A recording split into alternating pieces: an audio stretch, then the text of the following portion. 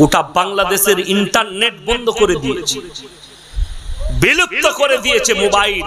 জীবন ব্যবস্থাকে হাসিনা বেগম কতগুলো ছেলের জীবন নিয়ে খেলা। আল্লাহ মাফ করুক মুসলমান জাতিকে। এটা কিয়ামতের আলামত ছাড়া আর কিছু না। আপনারা মনে করছেন এরকম 100টা হুজুর নিয়ে এসে বয়ান করবেন, আমার পরে নয়, যদি 100 বছর জলসা করেন কিয়ামত কিন্তু কাছে। পার্শ্ববর্তী দেশ বাংলাদেশে দেখুন কি অবস্থা চলছে, হাহাকার চলছে। মিডিয়ার সামনে এসে বলছে দেশের মানুষ যদি না চায় আমি পদত্যাগ করতে রাজি আছি। দেশের 100টার মধ্যে 100টা লোকই চাই হাসিনা যেন গদিতে না থাকে। তুমি আছো কি করে এতগুলো মানুষের প্রাণহানি করে? বড় কষ্ট লাগে। পুলিশওয়ালাও জানে না আমি কেন গুলি চালাচ্ছি। কেন? অর্ডার তো উপরে, অর্ডার উপরের হলে কি হবে? যে গুলি চালাচ্ছে সেও মুসলিম, যে গুলি খাচ্ছে সেও। পার্শ্ববর্তী দেশ বাংলাদেশে দেখুন কি অবস্থা চলছে, হাহাকার চলছে। মিডিয়ার সামনে এসে বলছে দেশের মানুষ যদি না চায় আমি পদত্যাগ করতে রাজি আছি। দেশের 100টার মধ্যে 100টা লোকই চাই হাসিনা যেন গদিতে না থাকে।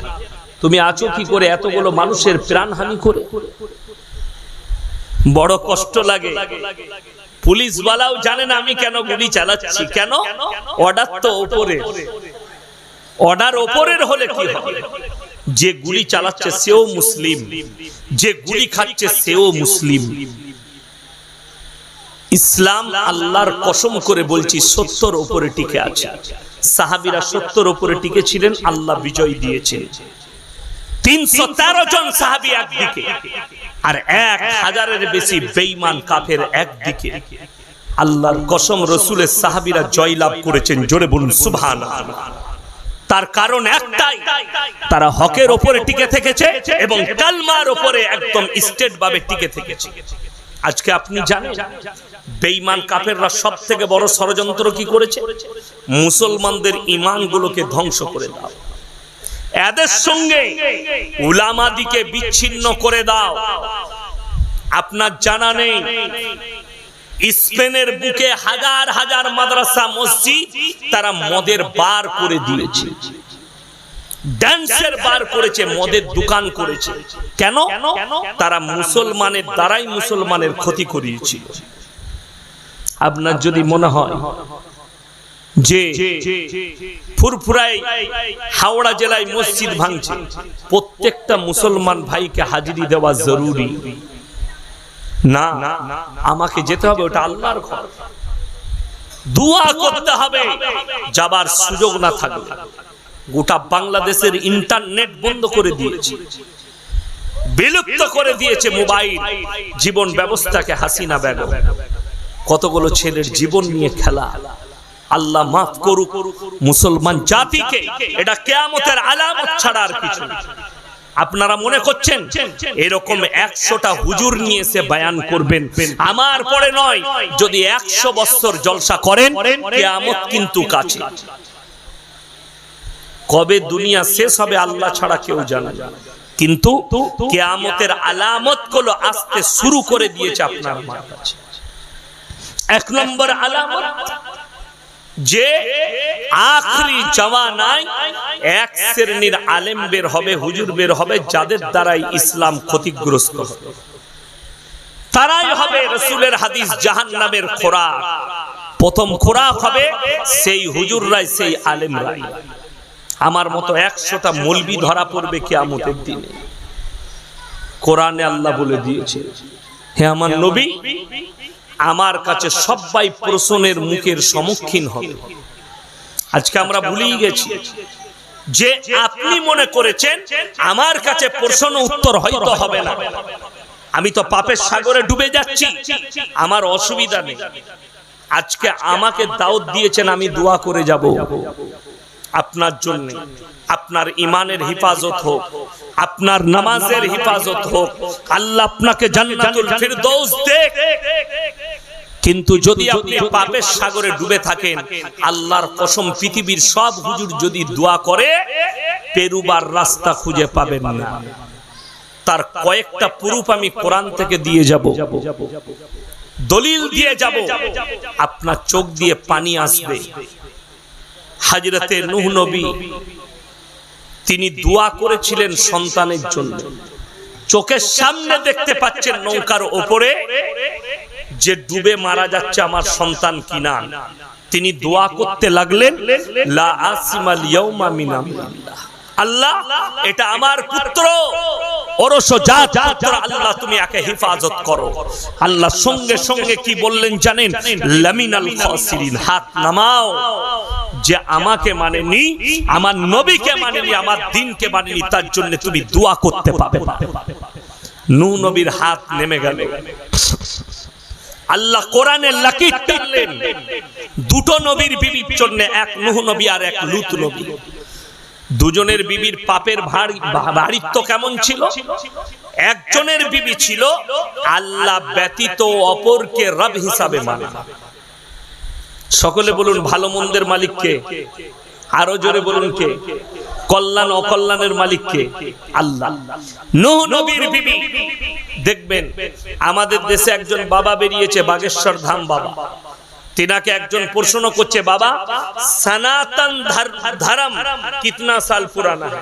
তো উনি উত্তর দিচ্ছেন 5000 সাল পুরানা। আর আমরা হাদিস কুরআন ঘেটে গবেষণা করে যেটা পাচ্ছি যে আজ থেকে 5000 বছর আগে যিনি ছিলেন নবী হিসাবে, তিনি হচ্ছেন নূহ নবী। আর নূহ নবীর জামানা থেকে আল্লাহ ব্যতীত মূর্তির উপাসনা, পাথরের উপাসনা, গাছের উপাসনা, পানির উপাসনা, আগুনের উপাসনা, সূর্যের উপাসনা শুরু হয়েছে নূহ নবীর জামানা থেকে। একটা গেল, তার স্ত্রী বললে আমরা বাপ দাদর আমলের উপরে টিকে থাকবো, আমরা এখান থেকে সরতে পারবো না। নূহ নবী অনুরোধ করলেন, মানলেন না। এক নম্বর গেল। লূত নবীর বিবি জাহান্নামী, তার কারণ একটাই, নিজের বাপ দাদর আমল। নূহ নবীর কওমের পাপ কি ছিল?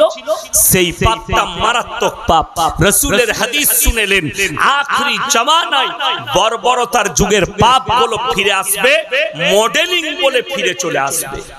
আপনি অনুভবও করতে পারবেন না এই পাপটা কবে ছিল, এই পাপটা কোথা থেকে এলো। এই পাপ, সেটার নাম হচ্ছে সমকামিতা।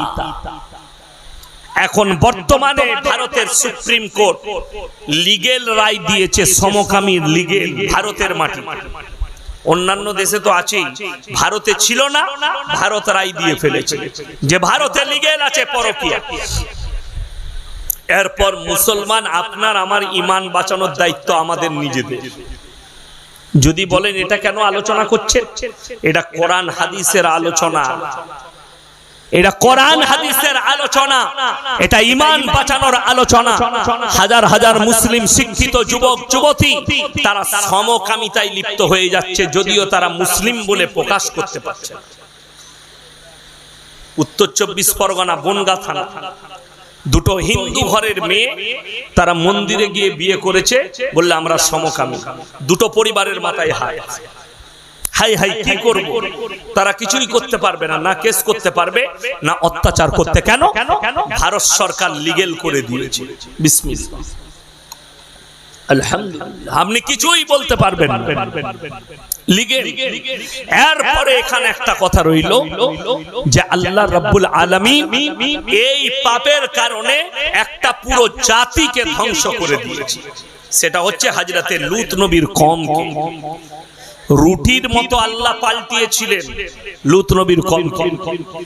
আজ পর্যন্ত যাদের বাড়িতে ম্যাপ আছে পৃথিবীর, ম্যাপটা খুলবেন, একটা সাগরের নাম দিয়েছে বৈজ্ঞানিকরা মরা সাগর, যেখানে লূত নবীর কওমকে লুটির মতো পাল্টানো হয়েছিল, যেখানে একটা পোকা মাকড় পর্যন্ত জন্মাই না, তারা এতটা অভিশপ্ত ছিল। এরপরে চলুন কোরআনে হযরতে লূত নবী আর নূহ নবীর বিবির জন্য আল্লাহ কি ঘোষণা দিলেন। রাসূলের কাছে আল্লাহ ঘোষণা ঘোষণা দিলেন কোরআনে, পৃথিবীর মানুষকে শুনিয়ে দাও তারা যে পাপের সাগরে ডুববে, তারা সমকামী হবে, তারা আল্লাহ ব্যতীত অপরকে রব হিসাবে মানবে, তাদের জন্য পাপগুলো কতটা নিকৃষ্ট এবং তাদের কি হতে পারে শাস্তি। এক নম্বর, নূহ নবী আল্লাহ ব্যতীত, আল্লাহ কোরআনে বলেছেন ইন্নাশ শিরকা লাযুলমুন আযীম, আমার কাছে যতগুলো পৃথিবীতে পাপ আছে সব থেকে নিকৃষ্ট পাপ হচ্ছে শিরকের পাপ, আল্লাহ ব্যতীত অপরকে রব হিসাবে মেনে নেওয়া, ভালো মন্দের মালিক ভাবা, এটা হচ্ছে সব থেকে নিকৃষ্ট পাপ আল্লাহর কাছে। এই গুনাহ যদি কেউ জেনে বুঝে করে, সেই গুনাহকে আমার আল্লাহ ক্ষমা করবেন।